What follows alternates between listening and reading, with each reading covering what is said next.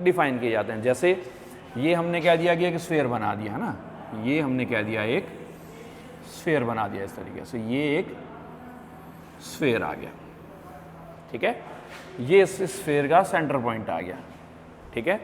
अब इसके सरफेस पे हमने एक एरिया, है ना, हमने यही कहा था सॉलिड एंगल कैलकुलेट करने के लिए हमें क्या लेना पड़ेगा, एक एरिया हमें लेना पड़ेगा। जैसे सपोज दैट ये मैंने कह दिया कि यदि हम इसको इंटरसेक्ट करते हैं, सपोज दैट इस तरीके से, ये हम एक एरिया एलिमेंट इसके लिए बना दें, ये एक एरिया एलिमेंट, जैसे मैंने कहा कि अगर एक स्फीयर है, उसको यदि आप यूँ इंटरसेक्ट करते हो, अगर आप ऐसे इंटरसेक्ट करोगे तो ऊपर वाला सरफेस बनेगा वो कैसा बनेगा, सर्कुलर सरफेस बनेगा, है ना। तो ये हम बात कर रहे हैं, जैसे हम कहें कि एक टमाटर की यदि हम स्लाइस काटते हैं, तो आप अगर यूँ स्लाइसेस काट रहे हो तो स्लाइस बनी वो अपने पास क्या बन गई, एक डिस्क बन गई, ठीक है। तो जो एरिया एलिमेंट हम कंसिडर करना चाह रहे हैं वो कहाँ आ गया, उस डिस्क के सरफेस पे आ गया, है ना। तो ये हमने कह दिया कि इस डिस्क के सरफेस पे एक हमने एरिया एलिमेंट डिफाइन कर दिया, ठीक है। एक की वैल्यू हमने कह दिया, जैसे ये पॉइंट P कह दिया, ये पॉइंट Q कह दें, ये पॉइंट R कह दें और ये पॉइंट S कह दें। ये तीन हमारे पास डायरेक्शंस आ गई, एक्स डायरेक्शन, वाई डायरेक्शन और जेड डायरेक्शन। सपोज दैट ये डायरेक्शन एक्स है, ये डायरेक्शन वाई है और ये डायरेक्शन कौन सी डायरेक्शन आ गई, जेड डायरेक्शन आ गई, ठीक है। अब हम कहें कि ये वाला जो पॉइंट है इसके सेंटर से डिस्टेंस कितनी होगी, ऑब्वियसली स्फीयर की रेडियस के बराबर होगी। इसी तरीके से ये वाला पॉइंट है, इसके डिस्टेंस है वो इसके सेंटर से कितनी होगी, ये भी कितनी होगी, आर के बराबर होगी। ये एंगल हमने डिफाइन कर दिया, सपोज दैट कितना है, थीटा से डिफाइन कर दिया, और ये जो एंगल है ये एंगल हमने डिफाइन कर दिया किससे, ये एंगल हमने डिफाइन कर दिया डी थीटा से डिफाइन कर दिया, ठीक है। अब ऊपर हमने कहा कि यदि हम एक स्लाइस यदि हम काटते हैं, जैसे हमने टमाटर का एग्जांपल लिया था, स्लाइस यदि काटते हैं तो एक सर्कुलर डिस्क निकलती है, सर्कुलर डिस्क निकलेगी, इसका मतलब क्या होगा, उसका भी कोई ना कोई सेंटर होगा और उसकी भी कोई ना कोई रेडियस होगी। तो कोई ना कोई रेडियस मतलब सपोज दैट ये सर्कुलर डिस्क का सेंटर आ गया, ये पॉइंट O ले लें और ये पॉइंट डिफाइन कर दिया हमने O डैश ले लिया। तो इसका मतलब ये वाला जो डिस्टेंस होगी, ये वाला डिस्टेंस बेसिकली किसको मेंशन करेगी, इस सर्कुलर डिस्क की रेडियस को मेंशन करेगी, है ना। इसी तरीके से ये वाला जो डिस्टेंस है, ये वाले डिस्टेंस में किसको मेंशन करेगी, इस सर्कुलर डिस्क की रेडियस को मेंशन करेगी। तो स्फेरिकल कोऑर्डिनेट सिस्टम जहाँ हम पढ़ते हैं वहाँ हम कहते हैं कि भाई तीन तरह के अपने पास कोऑर्डिनेट्स आते हैं। एक तो आता है अपने पास आर पोजीशन कोऑर्डिनेट आता है, और दो कोऑर्डिनेट आते हैं हमारे पास एंगल कोऑर्डिनेट्स थीटा और फाई। आर जो है वो बेसिकली स्फीयर की रेडियस को मेंशन करता है, लिमिट कितनी होती है 0 से लेके इनफाइनाइट तक। स्फेरिकल रेडियस है वो नेगेटिव नहीं हो सकती, आर की लिमिट 0 से इनफाइनाइट तक आती है, थीटा की लिमिट कितनी होती है 0 से पाई तक। 0 से पाई तक मीन्स हमने कहा ये स्फीयर है, अगर इस एंगल को मैं मेंशन कर रहा हूँ, और यदि हमने अगर एग्जांपल है स्फीयर के रूप में, सपोज दैट हमने एक टमाटर को ले लिया, अगर आप यूँ स्लाइसेस काटते जा रहे हो तो पहला पॉइंट यहाँ था, तब थीटा इक्वल्स टू 0, अगली स्लाइस में सरफेस पे यहाँ आ गया, थीटा की कोई ना कोई वैल्यू आ गई। तो इस तरीके से आप चलते हुए लास्ट स्लाइस कहाँ तक काट सकते हो, आप लास्ट स्लाइस आप काट सकते हो 0 से लेके कहाँ तक, पाई तक। तो थीटा की लिमिट कितनी होती है 0 से पाई तक। इसी तरीके से जो एंगल फाई है, फाई के लिए अपन परिभाषित क्या करते हैं, हम डेफिनेशन कहते हैं कि भाई एक हाफ प्लेन हम डिफाइन करते हैं जो जेड एक्सिस के कोरस्पॉन्डिंग होता है। यानी अगर अपन कहें कि स्फीयर को यदि हमने बीच में से काट दिया तो कैसा सरफेस बना, एक फ्लैट सरफेस बनेगा। अगर ये जेड एक्सिस है, हाफ पार्ट, अगर ये हाफ पार्ट हम निकालने शुरू कर दें, इसका मतलब हाफ पार्ट, सारे के सारे हाफ पार्ट निकालने के लिए हमने कितना एंगल चलना पड़ेगा, 0 से लेके 2 पाई एंगल हमें ट्रैवल करना पड़ेगा। तो फाई की जो लिमिट है वो लिमिट हमारे पास कितनी है, आगे लिमिट आ गई हमारे पास कितनी है, 0 से लेके 2 पाई तक। तो हमने क्या दिया, एंगल फाई बता दें, और इसी तरीके से ये जो एंगल है ये एंगल हमने डिफाइन कर दिया, सपोज दैट कितना आ गया, डी फाई आ गया। एक पॉइंट को हमने P बता दिया, दूसरे पॉइंट को हमने Q बता दिया, तीसरे पॉइंट को हमने R बता दिया, और नेक्स्ट पॉइंट को हमने बता दिया S से हमने मेंशन कर दिया। इसका मतलब ये डायग्राम कुछ इस तरीके से बन गया, है ना, कुछ इस तरीके से डायग्राम बन गया। ये एक्स एक्सिस आ गई, ये वाई एक्सिस आ गई और ये जेड एक्सिस आ गई। ये हमारे पास एक एलिमेंट आ गया, ये डिस्टेंस कितनी आ गई आर, ये डिस्टेंस भी कितनी आ गई आर, ये डिस्टेंस निकालनी है हमें, ये हमारे पास क्या होगी, तो सर्कुलर डिस्क की रेडियस होगी। पी आ गया, क्यू आ गया, आर आ गया और वैल्यू आ गई एस के बराबर, ठीक है। अब अगर ये एंगल हमारे पास कितना, ये एंगल हमने कितना मेंशन किया, डी थीटा से मेंशन किया, और ये जो एंगल था ये एंगल हमने डिफाइन किया किससे, डी फाई से डिफाइन किया, ठीक है। तो अभी थोड़ी देर पहले हमने डेफिनेशन पढ़ी थी कि भाई एंगल की डेफिनेशन क्या होती है, angle equals to arc upon radius.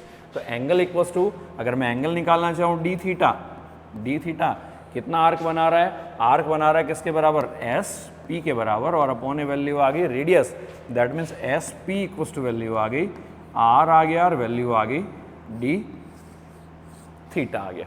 ठीक है, इसी तरीके से यदि मैं कहूँ कि अगर हमें ये रेडियस कैलकुलेट करनी है कि जो हमारे पास यहाँ जो सर्कुलर डिस्क बन रही थी उसकी रेडियस हमारे पास कितनी होगी, तो सबसे पहले हम कहेंगे अगर ये एंगल हमने थीटा डिफाइन किया तो इसमें देखो 90 डिग्री का एंगल कौन सा होगा, हमने कहा ये जेड एक्सिस थी, आपने यूँ स्लाइस काटी, ये सर्कुलर पार्ट बना, ये सर्कमफेरेंस पर कोई पॉइंट है, यदि आप इसको जेड एक्सिस से मिलाओगे तो 90 डिग्री एंगल कौन सा बनेगा, ये वाला एंगल 90 डिग्री का बनेगा, है ना। विजुअलाइजेशन में 3D में डायग्राम है इसलिए हम इसको देखने में नहीं इवेल्युएट कर सकते, लेकिन सर्कमफेरेंस के ऊपर कोई भी पॉइंट है, सर्कमफेरेंस के ऊपर अगर आपने एक सर्किल लिया है, सर्कमफेरेंस पर कोई भी पॉइंट है और वो यदि सर्कल की सेंटर से जो एक्सिस गुजर रही है उससे यदि हम उसको मिलाएं तो वो एंगल हमारे पास हमेशा कितना बनेगा, 90 डिग्री का एंगल बनेगा। 90 डिग्री है तो 90 डिग्री के सामने वाला पॉइंट क्या बन गया, ये हाइपोटेनियस बन गया, थीटा के सामने क्या बन गया, परपेंडिकुलर बन गया, और बच गया वो क्या हो गया हमारे पास, बेस हो गया। तो हमें कैलकुलेट करना है क्या, परपेंडिकुलर कैलकुलेट करना है ना। ये पॉइंट O आ गया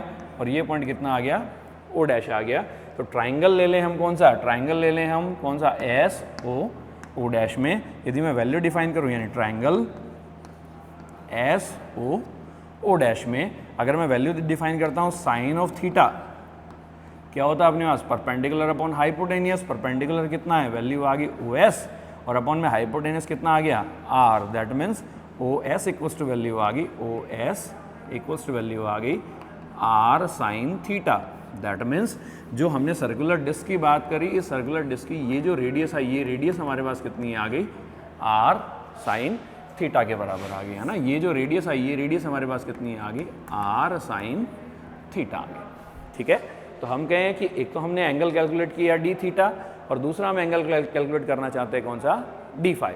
तो एंगल इक्वल्स टू हमने कहा आर्क अपॉन रेडियस, तो इसका मतलब d phi equals to value कितनी बनी, d phi equals to value बनी, आर्क कितना बना, आर्क बन गया आर और एस, और अपॉन ए वैल्यू आ गई कितना, रेडियस, रेडियस कितनी है, वैल्यू आ गई R of sine theta. That means R S equals to value आ गई R sine theta D phi. ठीक है, तो ये हमारे पास दोनों एलिमेंट के लिए एक तो हमने वैल्यू निकाल ली, एस पी की वैल्यू निकाल ली, दूसरी वैल्यू निकाल ली हमने आर एस की वैल्यू निकाल ली। और यदि अब हम इसका एरिया कैलकुलेट करना चाहें, है ना, एरिया यदि हम कैलकुलेट करना चाहें तो देखो एरिया कितना बनेगा इसका, एरिया आ गया, एरिया इक्वल्स टू वैल्यू आ गई अपने पास कितनी, वैल्यू आ गई अपने पास S P multiplied by value आ गई R S. That means area, area suppose that हमने मेंशन कर दिया किससे, एरिया हम मेंशन करते हैं सपोज दैट किससे मेंशन कर दिया हमने, डी ए से मेंशन कर दिया ना।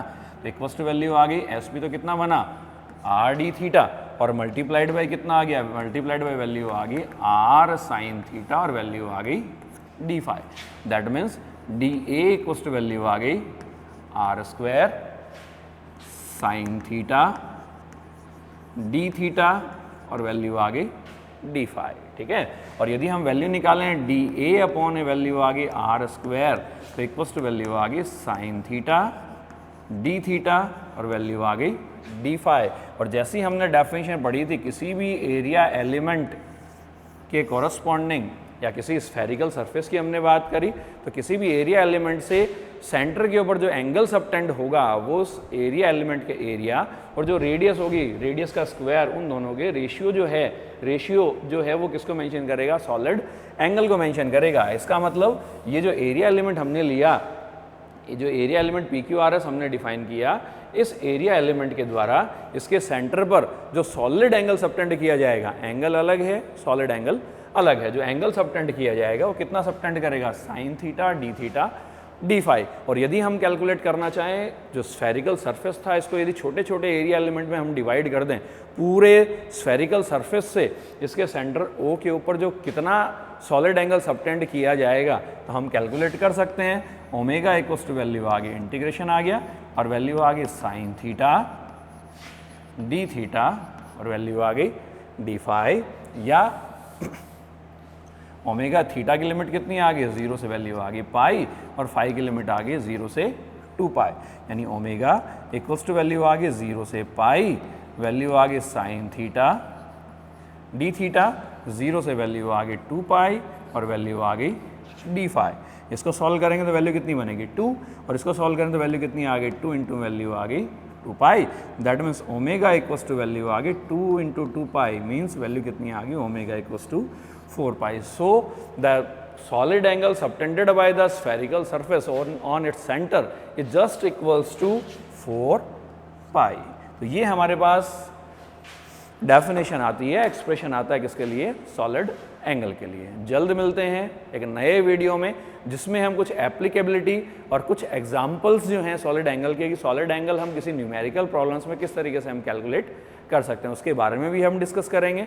और बेसिकली सॉलिड एंगल के यूज़ हम फिजिक्स में कहाँ कहाँ करते हैं, कौन कौन से टॉपिक्स में हम करते हैं, उसके बारे में हम बात करेंगे। तो जल्द मिलते हैं एक नए वीडियो में। बहुत बहुत धन्यवाद। Thank you.